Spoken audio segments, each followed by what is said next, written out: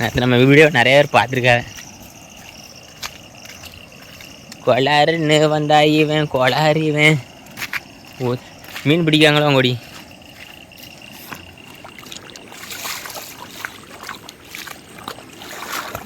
இதான் நண்பர்களே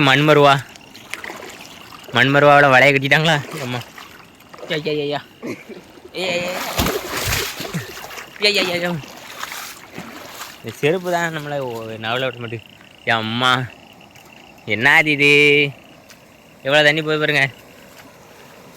ஏ கள வாலி பட்டை கலப்புது. பட்டை கலப்புறான பாசக்கார பாண்டி. ஹாய் ஹலோ வியாபாரியோ வெல்கம். நான் உங்கள் ஆதி பேசுகிறேன். இப்போ இருக்கிற நம்ம ஊர் மண்மருவாவில் தான் இருக்க நண்பர்களே. நேற்று வந்து பார்த்தா அரை பனைக்கு நிறைய வண்டி இருந்தது தண்ணி.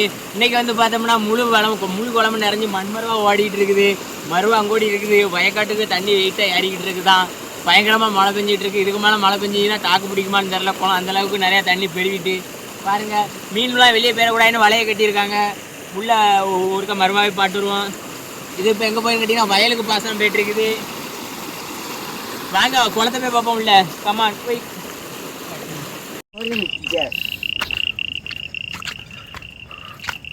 இயற்கை கிட்ட கவனமாக இருக்கணும். அம்மா நான் வரும்போது தண்ணி எங்கே இருந்துச்சு? எனக்கு ஒரே நல்ல தண்ணி எங்கே வந்துட்டு பாருங்க. இயற்கைகிட்ட கவனமாக தான் இருக்கணும்.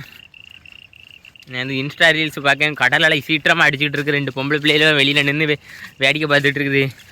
திடீர்னு என்ன நினச்சது தெரில. அலை 2 பேரையும் உள்ளே தூக்கிட்டு போயிட்டு. அதான் இயற்கை எப்போ எப்படி மாறும்னே தெரியாது. இயற்கையை மனித சக்தி சமாளிச்சுக்கிடாது. முடிஞ்ச அளவுக்கு இயற்கையோட மனிதர்கள் இயற்கைக்கு எந்த பாதிப்பும் இல்லாமல் வாழுது வரைக்கும் தான் இயற்கை நம்மளை பாதுகாக்கும். நம்ம பாட்டு பிளாஸ்டிக்கு மக்காத குப்பை இயற்கைக்கு என்ன பாடுபடுத்தினாலும் அது நம்மளுக்கு நாளைக்கு நம்ம தலையில் தான் வந்து விடியும். நம்ம தலையில் விடிட்டாலும் நம்ம எதிர்கால தலைமுறைகள் தலையில் வந்து விடியும். அப்போ அந்த பிள்ளைகளை தகப்பா ஏன்டா இப்படி பண்ணிட்டு போனீங்க அப்படின்னு சொல்லி நம்மளே கேள்வி கேட்கும். எவ்வளோ தண்ணி பதில காலா வாரி.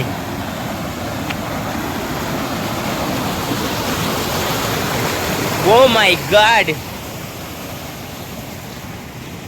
ஒக்கா அம்மா. நம்ம தண்ணி எங்கே கிடந்துச்சு? அது உள்ளே கிடந்துச்சு. நான் ஒரு ஆள் முக்குத அளவுக்கு நின்ன மாதிரி கிடந்துச்சு. இப்போ பாருங்கள் தண்ணி எவ்வளோ வேணும் பிச்சுட்டு போகுதுண்டு. இன்னும் கொஞ்ச நேரத்தில் இதெல்லாம் ஏறிடும்.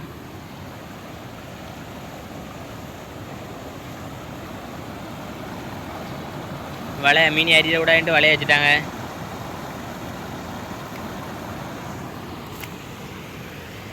ஓ my God.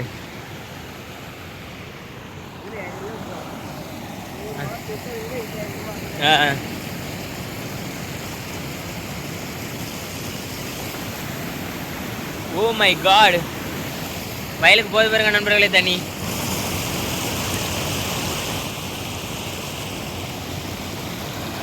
Oh my God.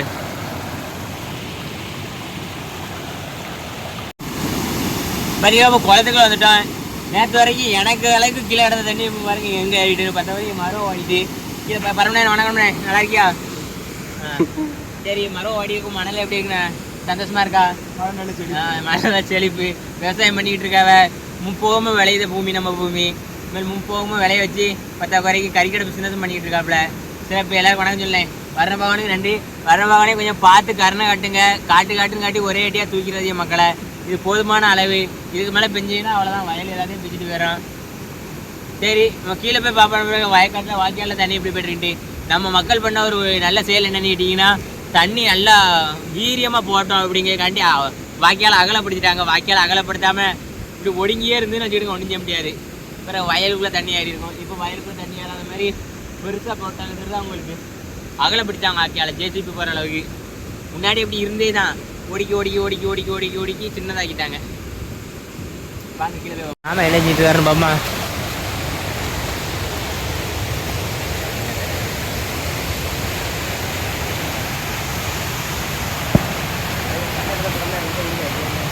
மாமா என்ன செஞ்சிட்டு இருக்கீங்க? தண்ணி உள்ளே ஏறக்கூடாதுன்னு பார்க்கிங்களா?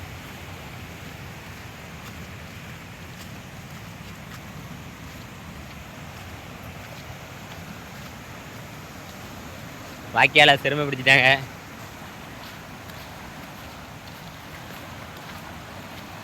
பேசுவோம். போன வருஷம் இந்த கரை வந்து இவ்வளோ ஒடுக்கமாக தான் இருந்துச்சு. அவ்வளோ ஒரு ஆள் இப்படி கை வச்சா அந்த அளவுக்கு தான் இருந்தது கரை.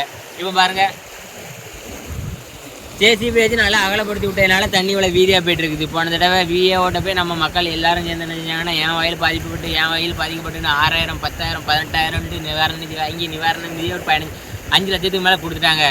இந்த இடம் என்னென்னா விஏஓ கையெழுத்து போட்டு கொடுத்துட்டாரு. ஆமாங்க, அந்த ஊரில் வெள்ளம் வந்துகிட்டே இருக்குது வயலில் மழை நேரத்தில். அதனால் இந்த வாய்க்கால் தூர் வரணும் அப்படின்னு சொல்லிட்டு 2 பக்கமும் ஜேசிபி வச்சு மண்ணை அள்ளி அந்த கரையில் நேரம் சேர்த்தாங்க. இந்த இடம் கொஞ்சம் வெள்ளம் வந்தும் கொஞ்சம் தாக்கு பிடிக்கிற அளவுக்கு கரை ரொம்ப திடமாக இருக்குது. பிரச்சனை என்னென்னு கேட்டிங்கன்னா, தண்ணி போகிற போகல கீழே இருக்க மண்ணை ஃபுல்லாக அரிச்சிட்டே போகுதுங்க. இதனால் இந்த தண்ணி போவையும் இந்த மண்ணை அப்படி கீழே இறங்கிட்டே இருக்குது. அரசாங்கம் ஒரு இதுக்கு ஒரு சிறந்த நடவடிக்கை எடுக்கணும். என்னென்னா 2 பக்கமும் சிமெண்ட் காங்கிரீட்டை போட்டால் பல்வேறு பேருக்கும் இருக்காது அப்படிங்காங்க. அது என்னமோ தெரில. ஆனால் மண்ணரிப்பை தடுக்கிறதுக்கு சிமெண்ட் காங்கிரீட்டை போட்டு நீட்டாக ஆக்கி விட்டுட்டிங்கன்னா மண்ணரிப்பும் இருக்காது, கரையும் தடமாக இருக்கும், உள்ள புல்லும் முளைக்காது. இந்த மாதிரி இது உள்ளதுக்கு துட்டு செலவு பண்ணுங்கள், காசு செலவு பண்ணி கஞ்சப்படாதீங்க. ரோட்டு வழியில் துட்டை போட்டு ரோட்டை அடுத்த நாளே பிச்சு போடுறீங்க. தயவுசெய்து அரசாங்கம் இந்த மாதிரி பல்வேறு பேருக்கும் பிரச்சனை இல்லட்டாலும் ஒன்றும் பிரச்சனை இல்லை. நம்மளுக்கு வந்து கரை தடமாக இருக்கும், விவசாயம் பாதிக்கப்படாது. அந்த மாதிரி தான் ஜப்பான்லலாம் பண்ணிக்கிட்டு இருக்காங்க விவசாயம். இல்லைன்னா மண்ணரிச்சு மண்ணை கொண்டு போயிட்டே இருக்கும். மறுபடியும் விவசாயம் நிவாரண நிதினு விவசாயம் கஷ்டப்பட்டுகிட்டே தான் இருப்பான். அதனால் அரசு கவனத்தில் எடுத்துகிட்டு எல்லா பக்கமும் இருக்கிற இந்த வாய்க்கால் வெள்ளம் வந்தாலும் தாக்கு பிடிக்கிற அளவுக்கு ஒரு நல்ல கட்டமைப்பு ஏற்படுத்தி விடுங்க. பில்டிங் ஸ்ட்ராங்கு, பேஸ்மெண்ட்டாக வீக்குங்க மாதிரி இருக்குது நம்ம நாடு. பில்டிங்கை ஸ்ட்ராங் ஆக்குங்க. அடிப்படை நல்ல கட்டமைப்பு ஆழமாக இருந்தீங்கன்னா தான் யாரும் வேலை இருந்து நாம் பேச பாதிட்டே இருக்கணும். சரி பார்ப்போம். ஓரளவுக்கு அரசாங்கத்துக்கு நம்ம பேசியிருக்கோம். பார்க்க 40 பேர் அரசாங்கத்தில் யாராவது ஒருத்தர் இருக்குது, அனுப்பி விடுங்க. பாய்.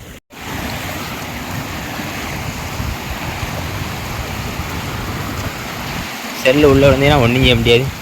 சூசான்ட்டு இருக்கணும். நம்ம பையங்களெல்லாம் பைக்கிங்கெலாம் மேலே நிற்கானுவேன்.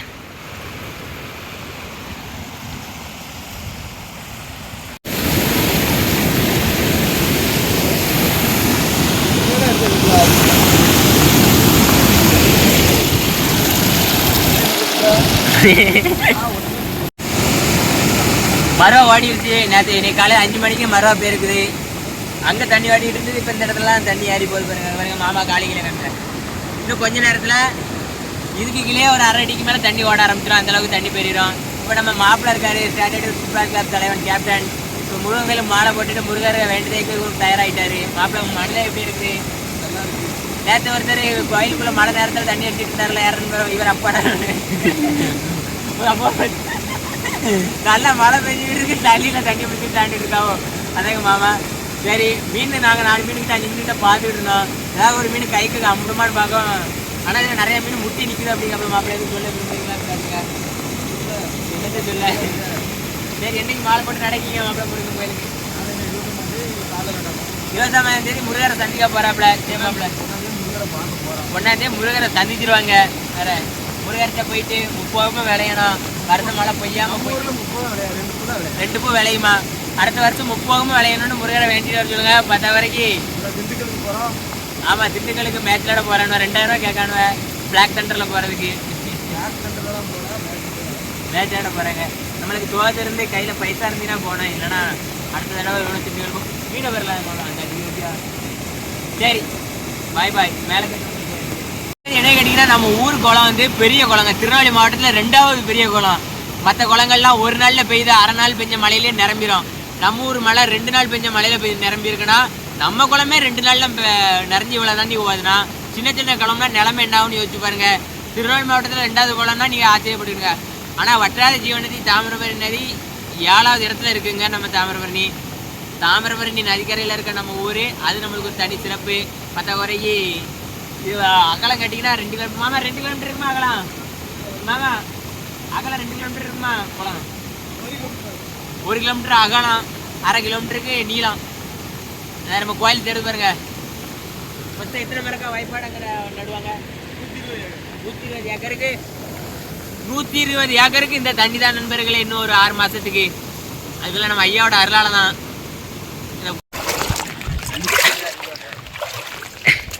மாமா எதுக்கு வலையை கட்டுதுன்னு மக்களுக்கு சொல்லுங்க. மீன் வெளியே போகாமல் இருக்குக்கா. அங்கே யார் இருக்கா? ஓ ராமர் மாமா இருக்கா? அவ்வளோ ராமர் மாமாவுக்கு மீன் பிடிக்கணும் அல்வா சாப்பிடுற மாதிரி.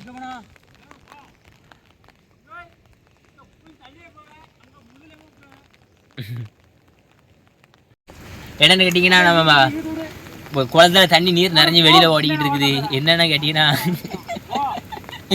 தண்ணியிலேருந்து மீன் வெளியே போயிடக்கூடாது. நம்ம குளத்தை நம்ம கோயில் குளம்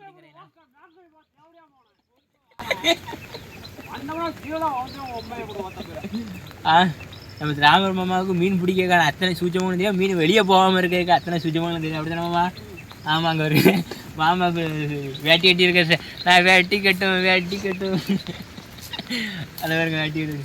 மீனை வந்து இப்போ நிறைய தண்ணி வெளியே போயதுனால வெளியே ஒரு மீன் போயிடக்கூடாது அப்படின்னு மாமா ரொம்ப ஹார்ட் ஒர்க் பண்ணிட்டு இருக்கு. காலையில் 5 மணிலேருந்து வலை கட்டிக்கிட்டு இருக்குது. மாமாவுக்கு ஒரு ஹேட்ஸ் ஆகும். மாமா எல்லாருக்கும் வணக்கம் சொல்லிடுங்க. சரி போய்ட்டு ஒரு ஒன்றை தொந்தரவு பண்ணிட்டாங்களே. வாங்க சம்மன் நீ வரு கத்தா நீ வரு. மண்வர வழியோட மீன் பெறக்கூடாதுன்னு மீனை கட்டுது நண்பர்கள். இதில் இருந்து தான் மீன் வெளியில் ஓடுறதுக்கு வழி இருக்குது நிறையா. சரி வாங்க போவோம்.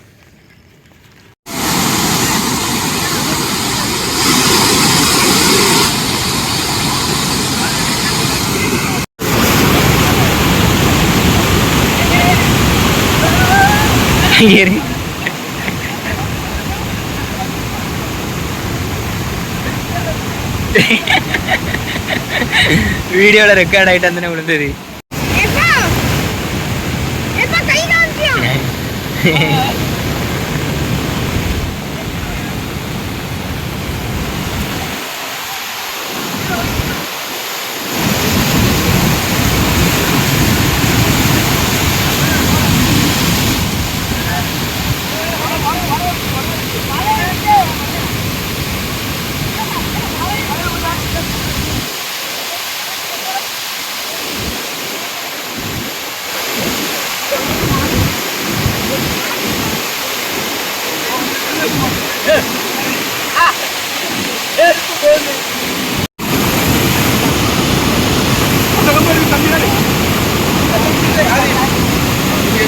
இடத்துல தாங்க தாங்க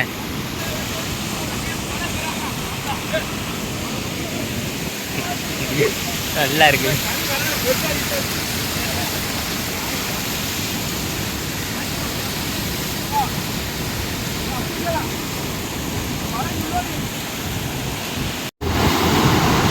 காலையில் 7 மணிக்கு வந்தோம். மக்கள் கூட்டம் ரொம்ப குறைவாக இருந்துச்சு. இப்போ 40 பேர்கிட்ட மேலே வந்து நம்ம குளத்தை பார்வையிடுதாங்க. தண்ணி போக்குவரத்து அதிகமாகிருச்சு. இப்போ ஒரு நாள் மழை பெஞ்சிங்கன்னா ரொம்ப பெரிய வெள்ளம் வரதுக்கு வாய்ப்பு இருக்குது. மக்கள் எல்லாம் ரொம்ப ஆர்வமாக நம்ம குளத்தை கண்டு கழிச்சிக்கிட்டு இருக்காங்க. இந்த நேரத்தில் ஒரு நல்ல பாட்டு வந்து எனக்கு ஞாபகம் சொர்க்கமே என்றாலும் அது பார்த்துக்குங்க. மீன் கிடச்சின்னா வீட்டுக்கு சமைக்க கொண்டு போகலாம். அங்கே மட்டும் மக்கள் இல்லை, இங்கேயும் மக்கள் இருக்காங்க. பாருங்க பேங்க் மேனேஜர்லாம் பார்க்க வந்திருக்காங்க குளத்தை பார்வையிடாங்க. யார் மேனேஜர்னு கேட்டிங்கன்னா இவர் தான் பேங்க் மேனேஜர். முத்தூட் ஃபைனான்ஸில் மேனேஜராக இருக்கார். குளத்துக்கு நிவாரண நிதி எது வேணும்னா அவர்கிட்ட கேட்டுருக்கேன். இவர் கொத்தனாராக இருக்கார். ராமர் மிகப்பெரிய கான்ட்ராக்டர்காரங்களாக இருக்காங்க. மக்கள் எல்லோரும் ரொம்ப ஆர்வம் பார்த்துட்டு இருக்காங்க. சரி வாங்க இது மீன் அம்பிச்சு நான் வீட்டுக்கு சமைக்க கொண்டு போவேன்.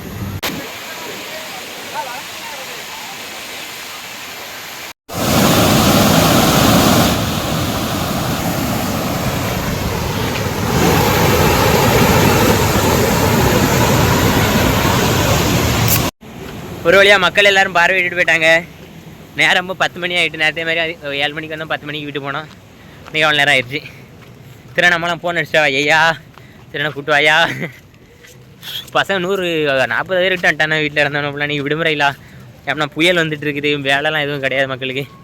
ராமர் மாமா ஒன்று கடி விடாது.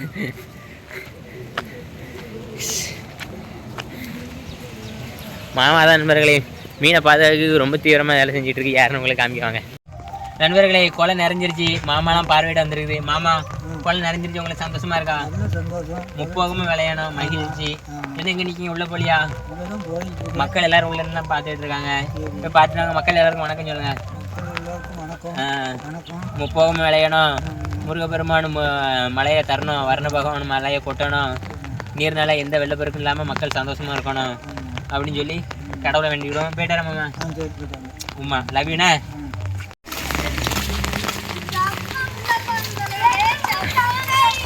எல்லாரும் எங்க போறீங்க? மருவா வாடிட்டா. எல்லாரும் சந்தோஷமா இருக்கீங்களா? ஸ்கூல் லீவ் விட்டது கஷ்டமா இருக்கா? என்னடா ஸ்கூல் லீவ் விட்டு சந்தோஷமா இருக்குன்ட்டு வரியா? யார் பொம்பளை?